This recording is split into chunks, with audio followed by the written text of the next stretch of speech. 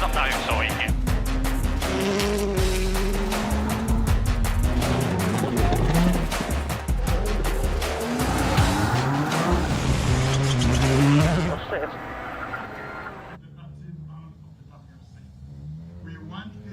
Well, there we have it. It is all done and dusted for yet another year. We are at the podium. Myself and Molly, she's raced off the stage and we are at the podium. Behind us, the president of Kenya is currently addressing the crowds. And the crowds, Molly, honestly, it is just incredible. In their droves are heading now out of this power stage. Yeah, we are just watching them coming out from where they've been spectating the power stage here at Hell's Gate. And I think it's going to take us a while to get out of here, to be honest. Honestly, if you see us here next week, send help. Yeah.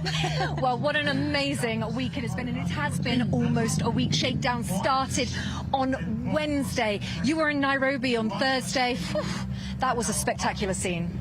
It was, and it was my first time also at the stage in Nairobi, yeah, because the last time I was here I was just in the service park, and it was just an incredible atmosphere to be in the heart of Nairobi and all of those people that have come out there, and the stage was also very entertaining as well, so I thoroughly enjoyed that. Now the scene behind us is what they call Hell's Gate. There's this enormous rock behind us, and it just is so imposing, so impressive, and so reminiscent of everything that Kenya has to offer in terms of wildlife and scenery.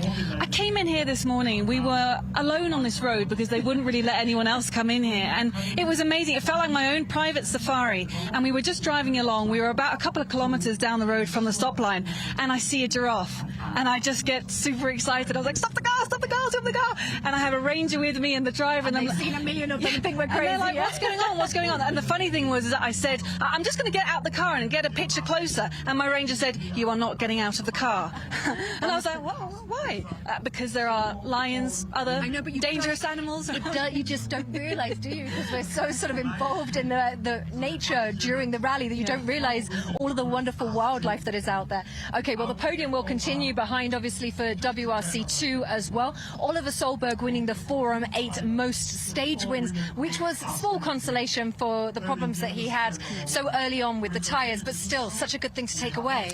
I understand his frustration, you know, what happened on those stages on Friday, those punctures, and then he did drive through a stage, I think it was on Friday afternoon, and he said that he sort of drove over all the rocks and he didn't get a puncture. So it is, like many of the drivers say, a lottery here. You know, you don't know quite what you're going to get throughout a stage, and yet I think it was a very sort of calculated drive after that. Oliver wants to become a world champion, so after that happened, you know, he realised it's Safari Rally Kenya, anything can happen, I can make a lot of time back, and he did. Second place, I mean, it's fantastic, and that points haul as well. Points haul Forum 8 most stage wins award as well. Okay, well, let's look to the WRC, because Adrian Former back on the podium again. Oh, dreams do come true. It is amazing when you think about his season also last year. You know, he's had a tough time, and he's back, and he's so cool, like at the stop lines referencing Talladega Nights and all this, and just giving us all so much entertainment at the same time as he's sticking to his plan. He did exactly what he came here to do, and he ended up on the podium. I can't remember the exact three-point plan, but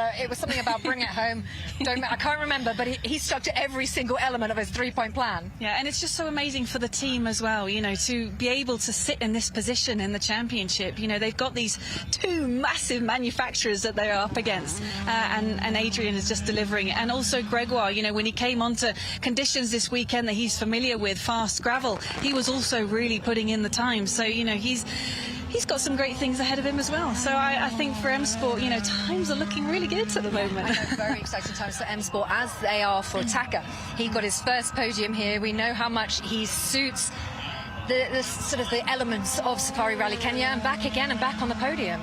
And I was also listening to your interview with Jari Matti, you know, after what happened in Sweden. We were all gutted for him because he was fighting Esa-Pekka Lappi for that first win. And he's come back here, hasn't he? He's shown again that he's the master of Safari Rally Kenya, which is amazing. And I think his first win, I'm not going to say when, but it's going to happen soon. Yeah, indeed.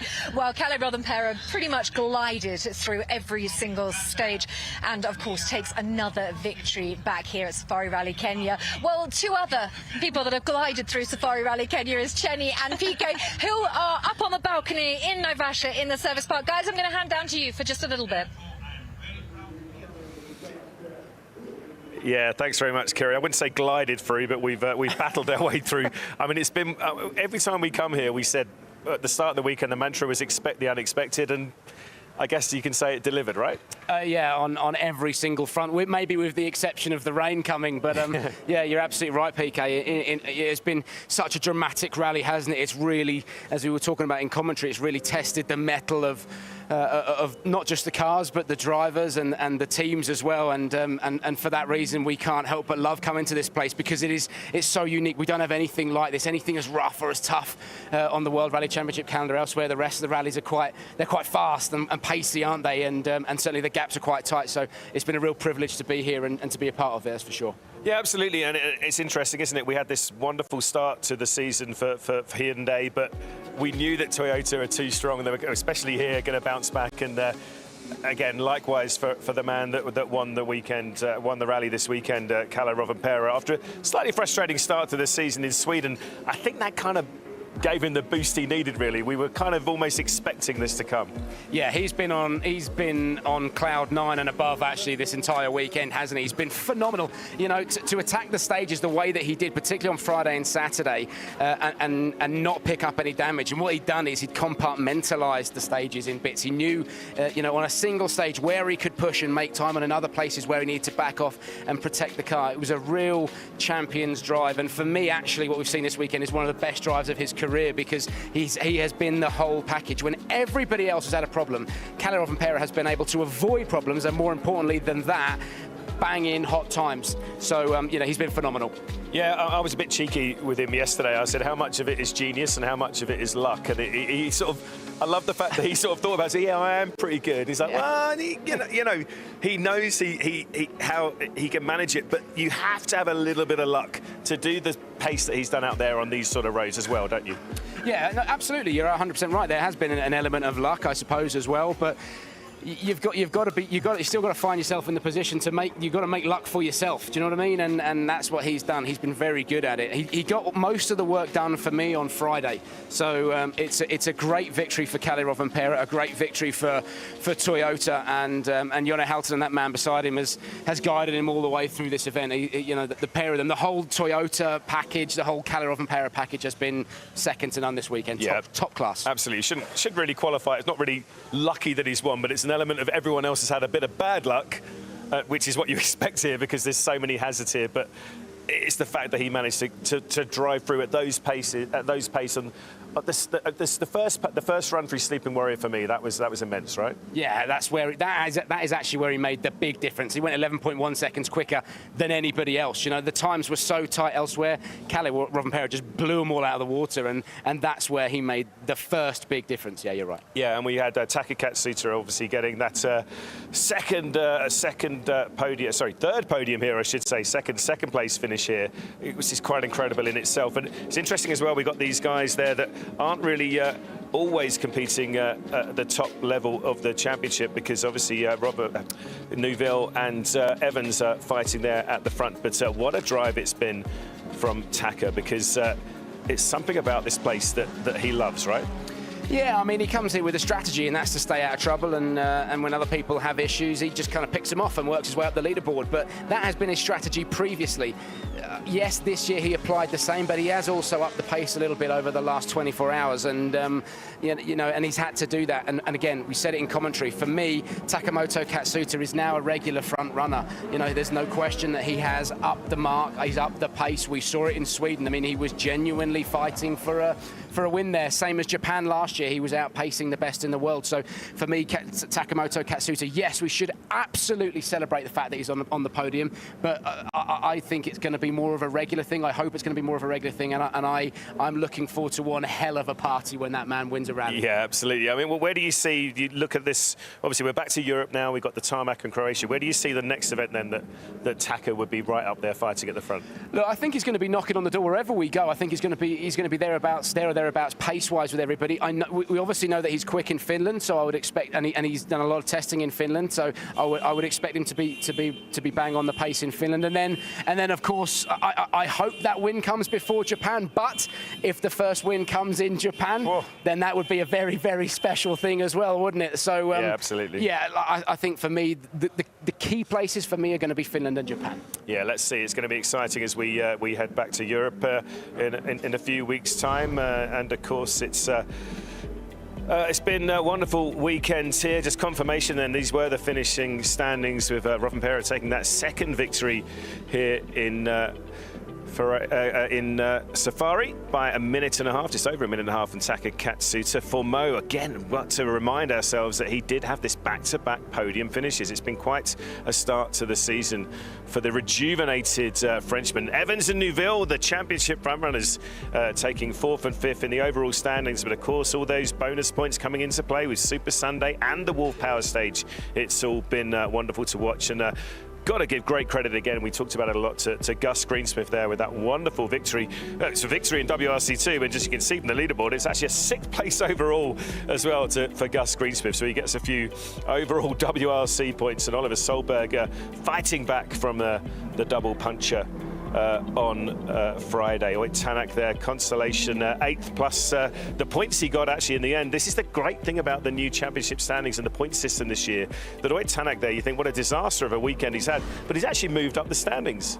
Yeah, and you know, again, that's where the whole Sunday point system does come into play. For those who've had a difficult Friday, Saturday, they get another opportunity on Sunday, and Oit Tanak took full advantage of that. You know, he's taking top points today. So, well, I say top points. He didn't win the power stage, but he took top points so far as being the quickest man on Sunday stages overall. So 7 points there, and then of course there was the power stage points too that he's picked up. So yeah, a good opportunity, and that's where we start to see the advantages a little bit of this new series and of this new point structure rather. And yeah, difficult weekend for Oit Tanak and Hyundai. He talked about, didn't he, coming into this event, he was still, you know, he had a difficult first couple of rallies. He's trying to get the best out of the engine mapping, trying to develop himself into the i20. It's been a couple of years, obviously the car has moved on. And I mean, how close do you think he is to getting back to his best, Tanak? Because he's had a bit of bad luck as well. I think we've seen flashes of pace this weekend from Oit Tanak. Yeah. I think he's there. You know, it's just that, you know, I still put what happened to him on Friday down to bad luck. He committed to the corner, and it was on the way out where there was just this enormous rock and roll. He had nowhere to go. He was a passenger in that situation, but up until that point, he was bang on the pace. And yeah, it takes a little bit of time to settle into a team, but I think Oit Tanak's, he's moved around teams enough, and you know, he's been at Hyundai before, and he's familiar with the faces there. I think he is there or thereabouts now, and we can expect Oit Tanak really, as the season progresses now, to really turn up the wick. He's got to do that PK for his championship campaign. Yeah, talking about the championship campaign, we're hoping he's going to sort of get in that fight, but still very much, despite a bit of a nightmare weekend for both of them, it is still very much Thierry Neuville and Elvin Evans who are the guys at the front. What is it now, 6 points, I think, in the championship fight. I mean, I don't really know where to start with Thierry. I mean, we thought he was done and dusted, didn't we, yesterday afternoon, and the puncher on Friday. It's been quite incredible, isn't it, to watch? We talk about him a lot over the last few seasons. He even mentioned it. I'll keep fighting. He mentioned it again today, and what a weekend. He's a total terrier. He's one of those people who just never stops. Once he's got his teeth into something, he just won't let go. And you know, on Friday we saw him, you know, clout that rock, and he redesigned the whole rear right quarter of that car and gave the team some work to do with that puncture. And then he had suspension failure today, and then yesterday, of course, he had that fuel pressure issue. But he has been there, and he's actually, you know, what he would say is, you know, he's had a frustrating weekend up and down, but he's actually extended his championship lead. You know, that's the one thing I took away from looking at that championship table, is after what he would consider to be a bad weekend, he leads, having extended his championship. And he finished behind Elvin Evans. This is the interesting thing about the new point system, isn't it, this year? You can have a difficult start to the rally, and obviously it's not just the Wolf Power stage now. It was designed, obviously, to make sure there was still something to fight for on Sunday over the whole day, but also it's really put a new dynamic, hasn't it, into the championship standings. There is confirmation of what we're just talking about.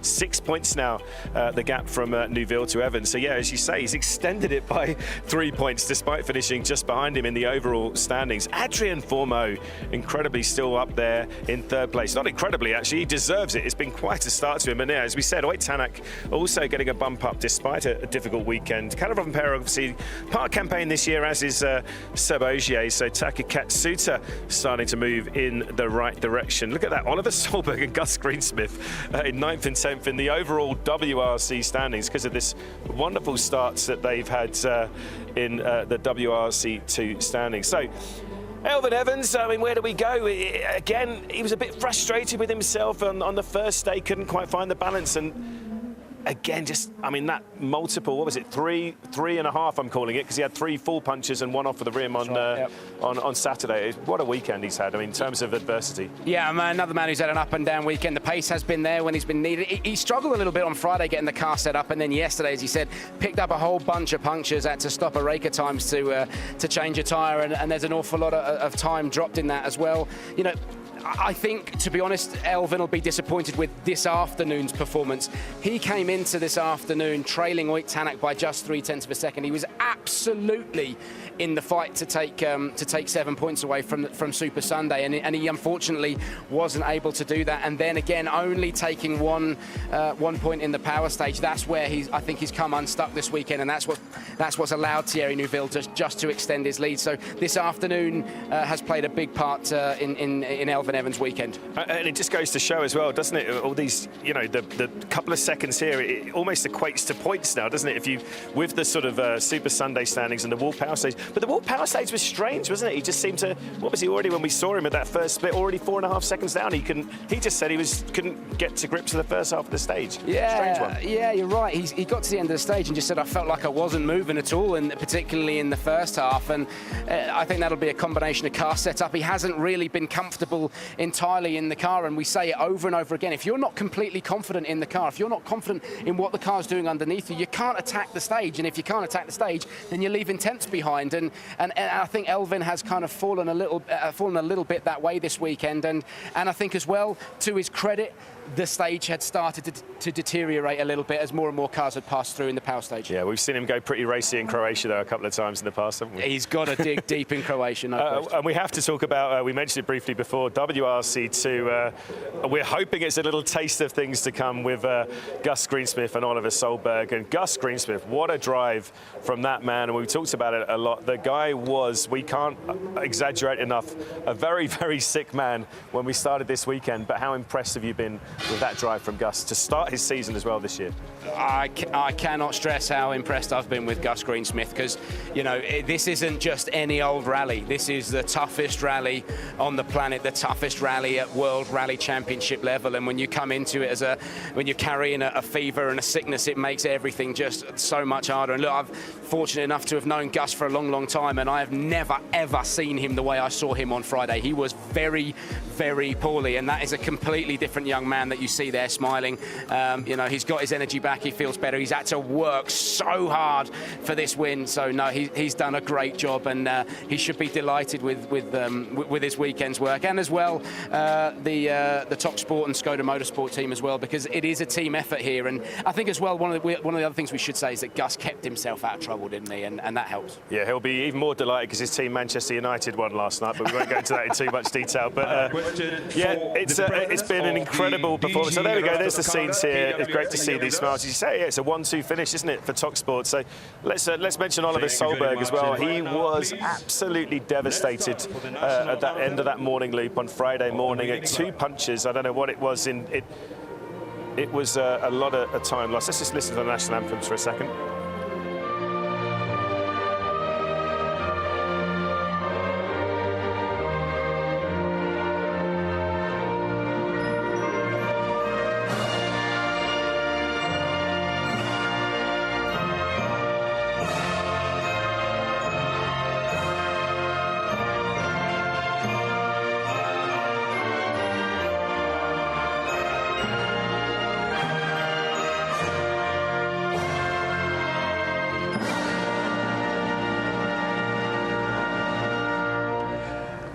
And now we have the trophies for the 3rd place presented to the winner also rather finishing third, Kajetan Kajetonovic and Masic Shepenyak. A round of applause for third place finish in the WRC2 category. May I also ask the presence of Group CEO KCB, Paul Russo, to present the next trophy. May I also have the presence of Her Excellency once again, Governor of Nakuru, Her Excellency Susan Kihika. Please join us at the podium, please. And now, to present the trophy for the winner of the FIA WRC2 podium. We've got to mention, obviously, Kaito Katanovic there. He's had back-to-back victories coming into this weekend. But yeah, Oliver Solberg, we talked about this this battle. Well, we didn't actually get to see the battle, but I think we know that it's coming, don't we? It's going to be a fascinating one to watch over the next 6 or 7 months or so. Yeah, you know, when you actually look at the stage times, there's not a lot to choose at all between Gus Greensmith and Oliver Solberg. So had Oliver not picked up those 2 punctures, there's no question in my mind that these two would have been absolutely going at it, and it probably would have been, you know, who knows, you know, when you've got somebody chasing you that hard, would it have been a different story? What I really hope is that the battle in WRC2 continues, because we were talking about it in Monte Carlo and in Sweden, you know, just how exciting it is this year, and long may that continue throughout the year. You know, we've got a great fight on our hands in Rally 1, but I think in WRC2 it's going to give us lots to talk about. Yeah, and don't forget, we've got the likes of Sami Pajari, Seaman. We've obviously seen Johan Brissell. All these guys are coming back in. Greer's in as well. It's a stacked championship, isn't it? Yeah, an awful lot of talent in the WRC2, and to be perfectly honest with you, any one of those guys can get the job done and can win rallies and win championships. And as well, I think, you know, they're the future of the WRC as well. So, you know, when you look at those guys and you think of the future, you kind of go, well, this is the future's bright for our sport. If they're that closely matched, it's pretty impressive, isn't it? It's going to be fun to watch. And yeah, we have to say, Oliver Solberg, you know, he kind of did what the only thing he could do, really. And on the back of the Sweden win after the time he lost, I mean, he was 7th, I think, at the end of Friday lunchtime. He couldn't have done any more than he did, basically. No, you're absolutely right. He dropped all the way down to 7th, and you know, I was sat beside Bex in the commentary, going, I can't believe it. What has this man got to do here? And then we got the message through that he'd also stopped for a 2nd puncture later in the day, and we're like, you know, that's unbelievable. I think what's more unbelievable has been his fight back, and you and I were chatting about it in the commentary, and yes, I know he won't agree with me, but it was a real pleasure for us to witness him fighting his way back up the leaderboard. And it's just that Gus was in a league of his own. He was able to match Oliver Solberg's pace when he needed to, and he kept himself out of trouble. And do you know about Gus as well? He was almost Rovanpera-like in his calmness, considering the conditions he's going through. He never looked flustered, never looked bothered about how tough they were. He had this game plan and just still managed to... It's incredible, isn't it, how certain drivers, these stages that are so difficult, can just sort of sail through them like that. Yeah, and a lot of it's how you look after the car and the mechanical sympathy in it. And I think Gus is very, very good at that. You know, he's able to, you know, he's actually incredibly quick on a circuit, you know, and by his own admission, you know, you could put him into qualifying on 1 lap qualifying, and he'd probably stick it on the front row. What he doesn't like about circuit racing is having loads of people around him, you know. So, but that has given him his natural ability to be very, very smooth with the car, to be mechanically sympathetic with it. You know, if you look at his driving styles, minimal inputs with the steering wheel. He's not throwing it around, sliding it about, and if you do that on an event like Kenya, because of the natural terrain, you ultimately will pick up a puncture. So all of that has worked in Gus's favour this weekend. Yeah, absolutely. It's wonderful scenes there as we've got the WRC2 podium. Gus Greensmith first, Oliver Solberg second, and Kaito Katanovic there in 3rd place. But the sun's getting a little bit hot on the back of my neck, and we need to make it down to Nairobi in a little bit as well. So I think we should get back over to Kiri and Molly down there at Hell's Gate. And we have CFAO Motors Kenya Managing Director Arvind Well, thank you so much, PK and Chenny, and I have to say they've put in an incredible stint because both of them have been a little bit under the weather, so full effort, boys. Thank you so much. Well, what an amazing weekend it's been, and the fact that we're still standing in these beautiful surroundings is just incredible. It's almost difficult to imagine a more perfect place, but it would have been a more perfect weekend for Oliver Solberg if he'd got the win, but he's still got that Forum 8 Stage Wins award, so it's for the most stage wins in WRC2, and he was presented with the trophy just as he crossed the line. So he spoke to you, then he came over to me and got up on that podium, and we did sort of mention it just a bit earlier on, but it is a little bit of solace because, you know, if you can't get the win, you at least know that you're actually taking stage by stage by stage, just saying, I'm still here. I'm just amazed also because he's still such a young guy, you know, and he's able to pick himself up after the disappointment of those punctures on Friday and fight his way back to get second place here in Safari, and it means so much to his championship, because that's what he wants to become, is a world champion this year in WRC2. Yeah, I bet. As does Gus Greensmith, and that battle will continue on. Also, we mustn't forget Kaito as well, because, you know, he didn't put a foot wrong. No, and he also stuck to his plan. For him, the challenger class is the most important. He won that last year. He wants to win that again, and that's exactly what he did here with a big margin as well. So he also, you know, with I like everyone sticking to a plan. with a We calm should head. try that, Molly. Yeah, we should try that because we rarely do that, don't we? Well, okay, so we've been on safaris here. You have seen some of the most amazing wildlife around. What is your most amazing memory from this weekend? I know, you've got to pick one. It's so difficult. It's such a magical place. I honestly do not want to leave. You know, everything about this place is quite amazing. Yesterday, maybe that was a big highlight, just to be out there next to the Sleeping Warrior Mountain, these dark, dark clouds coming in, this uncertainty of what was going to happen with the weather, with the conditions, everybody, you know, on their toes, wondering how is this going to turn out? Is this going to be another turn of events at this event? And just the suspense of it, and just being in the thick of it, out on the stages, I've absolutely loved it. And you were really in the thick of it because we couldn't have had more drama. Stage by stage by stage, everything changed. Well, we have got Croatia on the way for you in just a couple of weeks. Take a look at this.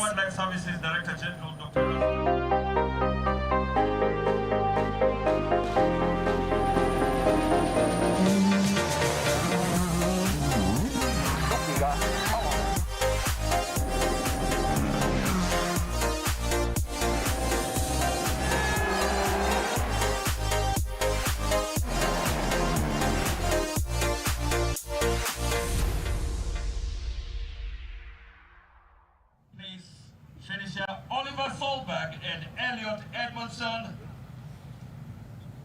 Well, there we have it. That is in just a couple of weeks, and obviously a very poignant time for us heading back to Croatia, and another spectacular event to go to. It will be special for all of us to head back there.